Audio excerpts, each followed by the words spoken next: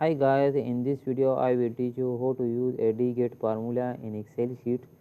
Here we can see that I have write here employer ID, names, cities, departments and salary.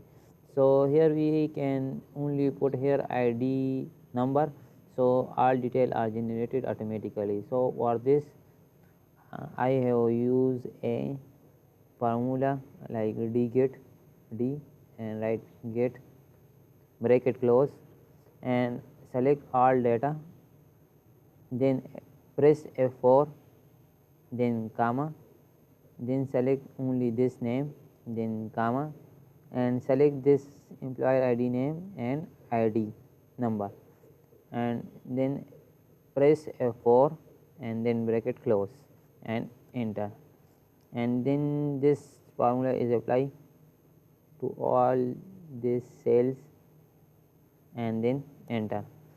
Here I have put only the ID number like 202, enter. Here we can see that the automatically there are generated name, city, department and salary, and I have try one more like 211, enter. Zafar name Islamabad marketing and his salary. Here we can see that Zafar this one is generated here automatically. So thank you for watching this video. Please subscribe my channel.